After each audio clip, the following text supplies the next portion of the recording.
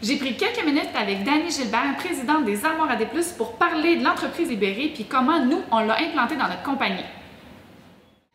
Bonjour tout le monde! Alors, moi c'est Marianne de Armoires AD+, puis aujourd'hui je suis avec ma patronne. Hey! Oh! Plus de patron. Plus de patron! Oh oh oh! On parle d'entreprise libérée. Oui, c'est ça, exact. Fait que pour faire finalement plus de patron. Plus de gestionnaire, c'est-tu vraiment ça? Si tu me fais une description d'entreprise libérée, parce que en fait, c'est souvent la première affaire que les gens vont comme accrocher un peu quand on parle d'entreprise libérée. Ah, vous avez plus de patron, vous faites ce que vous voulez. Effectivement. Avant qu'on aille là, si tu permets, Marianne, oui. Souvent l'entreprise libérée, on se dit, ben, ça va s'adapter chez nous, dans mon organisation, puis AD+, c'est une entreprise de détail. Oui, on a des vendeurs. Oui, 3 magasins, on est manufacturier, 100 employés, plusieurs points de vente différents. Puis, des mentalités aussi, des artistes, des vendeurs, des gens qui travaillent en usine, du monde qui travaille dans les bureaux, en administration. Puis ça fonctionne. Ça fonctionne, hein? Oui. En tout cas, jusqu'à date, ça va bien. Pour répondre à la question d'entreprise libérée, je dirais que c'est beaucoup plus une philosophie, une façon de faire les choses dans la liberté, l'agilité, la bienveillance. Et c'est pas quelque chose, c'est pas un cadre qui est vraiment décrit, mais c'est plus une façon de vivre les choses au quotidien. OK. Parce qu'on s'y méprend quand même. Là, moi, j'entends souvent des commentaires, les gens vont penser que c'est chaotique, les gens vont penser que ça va être, tout le monde va faire ce qu'il veut, qu'il va y avoir de l'abus, C'est drôle, c'est souvent des points négatifs qui ressortent, mais je pense que quand on l'explique, je sais pas toi, mais moi, je l'explique souvent, je réponds même pas à cette question-là. Je ramène ça justement vers l'engagement, la confiance, la collaboration, la bienveillance. Lorsqu'on place les valeurs au cœur des décisions et qu'on les enligne avec la raison d'être de l'entreprise, bien les décisions sont bienveillantes, sont bien orientées, puis on s'assure aussi en faisant de la consultation auprès de nos collègues. Écoute, qu'est-ce que tu en penses, toi? J'irais de telle manière ou j'irais avec telle décision pour le client. À ce moment-là, on appelle la sollicitation d'avis, ça vient renforcer vraiment toutes les décisions. Okay. Puis il faut accepter aussi l'erreur. En entreprise libérée, si on ne lâche pas, on ne fait pas un lâcher-prise par rapport aux erreurs et qu'on ne les permet pas, c'est ce qui nous fait grandir. Ouais. C'est de partager tout ça ensemble dans l'organisation qui fait que, bon, on peut utiliser un petit peu de sagesse, on n'est pas obligé de tout faire toutes les mêmes erreurs, donc on échange, puis il faut accepter aussi l'erreur, le lâcher-prise. C'est bon. Je pense que dans une des rencontres qu'on avait eues avec les consultants qui sont avec nous, il y avait une citation qui disait si tu fais pas d'erreur, c'est parce que tu prends pas assez de risques. Oui. Oui. Fait que ça parle Moi, j'aimerais ça, je trouve ça intriguant, honnêtement, parce que personnellement, ça fait 1 an que je suis dans l'entreprise, puis j'ai l'impression d'être rentrée, la vision était déjà, ta façon de voir les choses était déjà ancrée, puis tout ça, mais j'aimerais ça que tu me parles du avant, parce que ça fait 25 ans que l'entreprise existe. Oui. Tu as eu des directeurs, tu as eu des gérants, tu as eu des associés. T'as-tu eu des associés? Oui. OK. Fait que tu as eu de la hiérarchie mise en place pendant des années. Puis comment ça se fait que là, Dany Gilbert a décidé de libérer son entreprise? OK. Ce qu'il faut dire aussi, pour les gens qui nous écoutent, c'est que on vient tout juste de se lancer officiellement dans notre organisation. Ça va faire... Ben moi, ça fait 1 an que je suis là, que tu en parles, mais tu sais, ça a été fait, dans le fond, on peut-tu dire en avril 2018, mettons? Oui. Oui, c'est ça, hein? Oui. Avril, le premier meeting? Oui, OK, parfait. Puis, donc, on est à l'amorce de toute cette belle aventure-là qui n'est pas écrite, mais qu'on va être capable de décrire dans quelques années. Mais on est à l'amorce de ce qui a fait en sorte que maintenant, je peux mettre des mots sur ce qu'est l'entreprise libérée. Je dirais que j'ai plus l'impression que c'est quelque chose que je désirais, que j'avais à l'intérieur de moi depuis 2008. OK. Donc déjà 10 ans. 2008 quand même. Oui. OK. Puis pourquoi je suis capable de mettre cette date-là précise, c'est qu'en 2008, on a fait notre première planification stratégique. Puis lorsqu'on fait une planification stratégique, il faut tout bien structurer notre organisation, où est-ce qu'on veut aller, où est-ce qu'on s'en va. Puis j'ai énormément de difficultés à voir du moyen terme. OK? Pour moi, là, j'aime ça pour saisir des opportunités, j'aime ça rapidement être capable de me virer de bord, puis de faire une planification 3 ans, 5 ans, c'est impossible. J'ai jamais été capable de faire ça. J'aime qu'on soit intuitif, j'aime qu'on saisisse... qu'on soit agile, dans le fond, mais avant le terme. En 2008, on ne disait pas ça, des entreprises agiles. Là. Exactement. Mais j'ai fait plusieurs démarches avec des consultants, j'ai fait venir des gens pour... préparer mon organigramme, faire des descriptions de tâches. Ça a bien fonctionné. On a quand même eu une grande progression, mais j'étais pas bien dans une organisation où tout était trop rigide, trop cadré. On n'est pas assez... les décisions ne se prennent pas aussi facilement. Les décisions ne se prennent pas non plus aussi rapidement par les bonnes personnes. Les gens qui sont sur le plancher, ils savent c'est quoi que ça leur prend, ils savent ce que ça leur... au niveau de l'usine, entre autres. Dans les magasins, au niveau des ventes, on sait comment ça fonctionne quand on vend. Fait que c'est dans la communication, la fluidité du contact. Puis dans une organisation, j'ai toujours l'impression d'interférer. Avec les intermédiaires. Avec les intermédiaires, le directeur qui est en place. Mais toutes les interprétations que ça peut amener, puis Puis ça, c'est un senti que moi j'avais, là. Parce que les personnes qui étaient en place, c'était des excellentes personnes. C'est vraiment moi mon senti de dire, bon, OK, non, je ne peux pas aller m'adresser directement à celle qui fait la vente de céramique. Il faut que je passe par son responsable de succursale, qui, lui, doit passer par le directeur des ventes. Puis, c'était très, très lourd. OK. Fait que dans le fond, tu savais qu'il y avait de quoi qui clochait, mais là, ça n'existait pas encore, ou ça n'avait pas encore été créé, ou en tout cas, on n'en parlait pas encore au Québec de ça, l'entreprise libérée. Moi, je me demande si ça fait... je sais pas, peut-être 2 ou 3 ans là, que j'ai entendu ce terme-là. Tu sais, moi, j'ai évolué avant à des plus dans une plus petite entreprise qui avait cette mentalité-là, mais on ne savait pas que c'était ça. Tu sais, même au contraire, le gestionnaire qui était en place, le patron, on disait de lui qu'il était un mauvais gestionnaire parce qu'il laissait aller ses employés prendre ses décisions, parce qu'il leur faisait confiance, parce que, mettons, c'était les employés qui passaient en entrevue, les nouvelles personnes qui rentraient. Les gens, ils voyaient ça comme de la paresse de la part du patron en se disant, ben là, ils se déresponsabilisent. C'est même chose. On peut mettre des mots là-dessus. Ben oui, clairement. Parce que, une chance. Mais l'élément... La suite, là, maintenant, c'est ça. L'élément de confiance est primordial. C'est l'élément de confiance, puis il faut apprendre à communiquer. Puis quand on pense qu'on communique assez, il faut communiquer encore plus. Donc, c'est de le faire dans un élément de confiance, parce qu'on fait des bévues. Mais si on sait qu'on est capable d'aller valider certaines perceptions, ben on s'y crème. C'est sûr que c'est toujours bienveillant. Exactement, c'est bienveillant. Ta question? Ma question, c'était la suite après. Tu sais, dans le fond, là, c'était le début en 2008, puis à un moment donné, il est arrivé de quoi dans ton parcours professionnel qui a enclenché, là, justement? Tu as entendu ce terme-là ou Après 25 ans, je me suis inscrite à l'école Entrepreneurship il y a 2 ans. Je viens tout juste de finir mon parcours. Et la raison pour laquelle je me suis inscrite à l'école, c'est vraiment, je voulais me retrouver moi comme entrepreneur. J'ai débuté l'entreprise à 19 ans. Donc, mon seul CV, c'est AD+. Et j'avais besoin de me retrouver moi dans ma passion et dans ma façon de gérer mon organisation. Ça a été très, pour moi, dans le fond. Peut-être pas égoïste, mais très axé. Ben oui, mais c'est ça. Puis on a rencontré énormément notre cohorte d'entrepreneurs, donc plusieurs écoles de pensée, plusieurs façons de gérer son entreprise, des comités de gestion qui doivent être mis en place, puis après combien de temps, puis plein de thèmes. Puis au travers de tout ça, je me disais, ça, je souhaite avoir ça dans mon organisation, 365 jours. Ça, j'aimerais ça vivre, on parle de bonheur au travail, mais on a quand même toutes nos embûches dans une organisation, qu'elle soit libérée ou très structurée.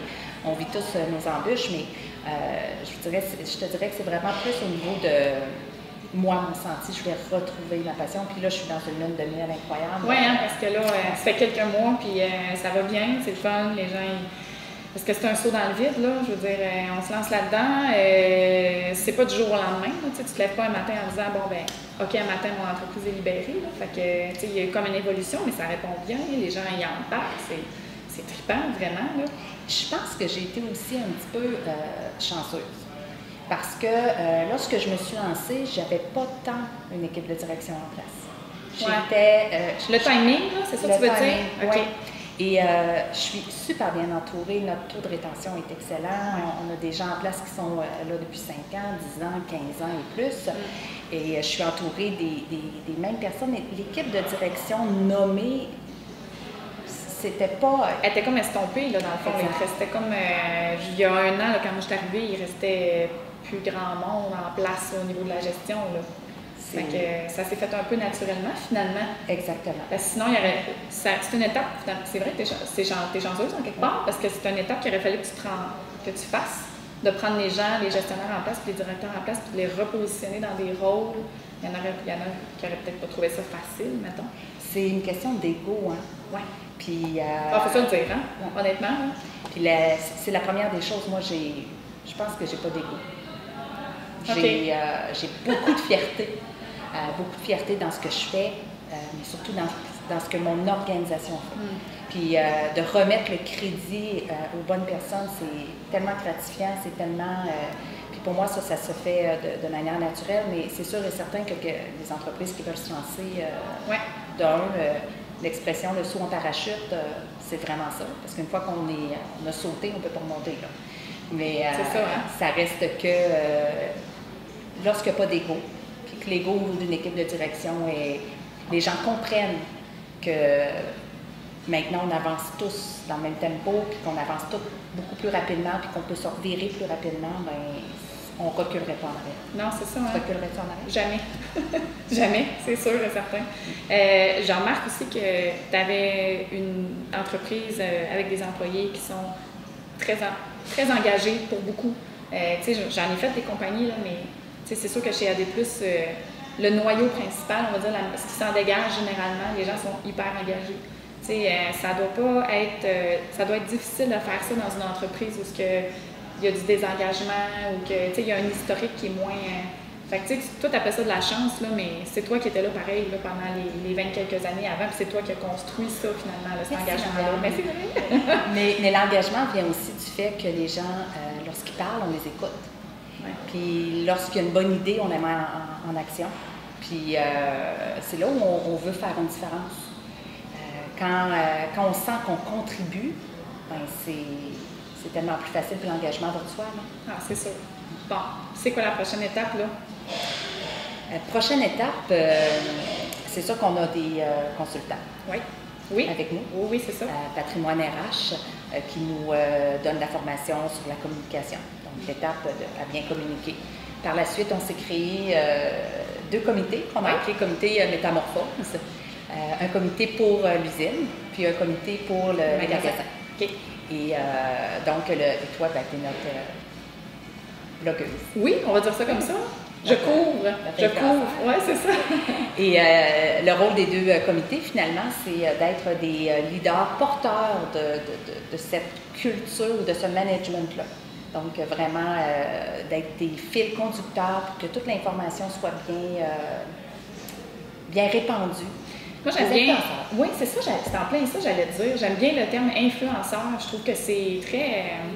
c'est positif, c'est linéaire comme terme. Je sais pas si, tu sais, hein, il n'y a pas de hiérarchie, justement, tout ça, parce que là, l'image, les termes, les mots qu'on choisit, là, je trouve que ça commence à être vraiment important. Moi, c'est ça que je réalise, là. On utilise des mots, on n'utilise plus le mot pouvoir, contrôle, vérification, supervision, même chapeauté, je l'utilise de moins en moins.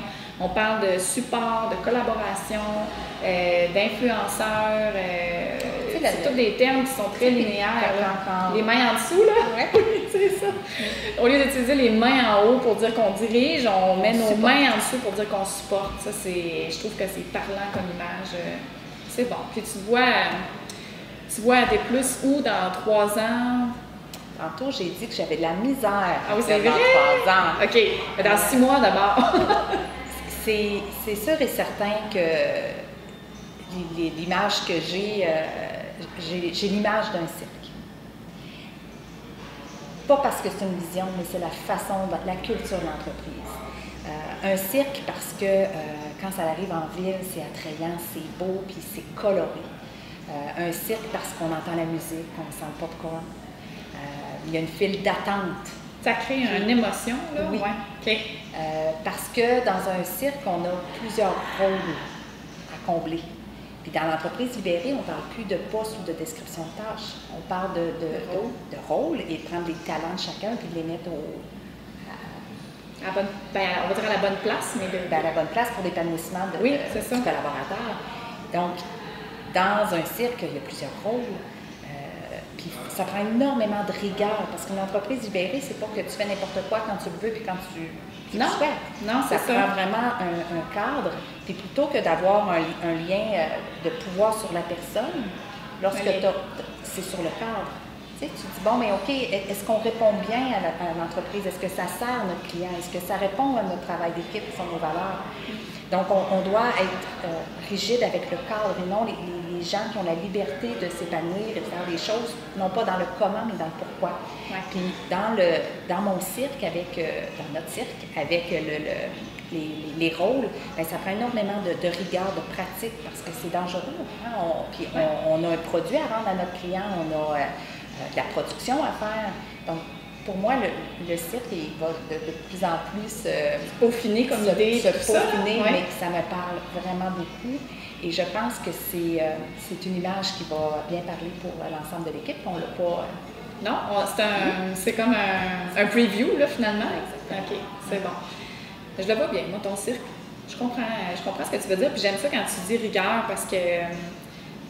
honnêtement, à la limite, là, il n'y a pas de break mental. Je vais l'utiliser comme ça. Il n'y a pas de pause mentale. Depuis qu'on a commencé, on réfléchit tout le temps, on est challengé tout le temps. Puis même des fois, là, il y a des décisions qui sont prises avec les équipes. Puis il y a eu quelques commentaires des fois qui ont dit « Ah là, ça, on ne pourrait pas faire ça simple. » Puis ben non, ça c'est plus comme ça maintenant. C'est pas d'être compliqué, mais c'est que là, on va se challenger, on va se demander si c'est vraiment la bonne décision qu'on a prise.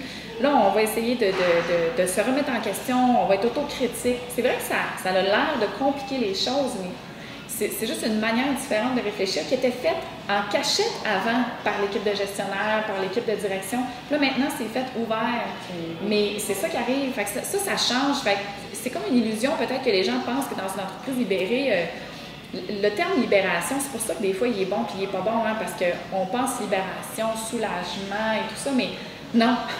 Je trouve qu'on se fait aller les manèges pas mal plus, puis le cerveau il est pas mal plus sollicité, puis c'est le fun, mais il faut en être conscient, là. C'est pas des vacances, là, dans le fond. Bien, pour toi? Pour un gestionnaire, ça vient... C'est tellement beau ce que tu viens de dire, Marianne, parce que c'est exactement ça, c'est que ça ne nous appartient plus juste à nous, l'équipe de direction, c'est que ça appartient à l'ensemble de l'équipe. Puis, mon Dieu, que les idées sont tellement les bienvenues, puis à propos, puis bien ciblées. Ouais. Tu sais, on ne tourne pas autour de trop de stratégie, on est dans le concret. On va devenir meilleur avec ces rencontres-là au fil du temps. Au début, on est un petit peu plus maladroit. On se dit, bon, mais OK, faut-tu consulter tout le monde? Est-ce que c'est tout le monde qui doit être informé? On va se créer des comités, on va chapeauter certains projets en équipe, mais pas dans l'ensemble de toute l'équipe. On ne recherche plus le consensus. Hein? Ça c'est... Donc, c'est de trouver la meilleure idée qui répond le mieux à la raison d'être de l'entreprise puis à ses valeurs. Donc, mais on va devenir meilleur. Ah oui, c'est ça. Merci, Dani, de partager avec moi puis avec ceux qui vont écouter la vidéo ta vision, le processus et tout ça. Puis on va sûrement se revoir là, parce qu'on en a pour une couple d'années encore, faut se le dire. Là. Il n'y a pas de fin. Oui, c'est ça. Fait qu'on va certainement avoir la chance de se reparler dans quelques mois quand on va être rendu plus loin dans notre processus. Vous avez aimé l'entrevue?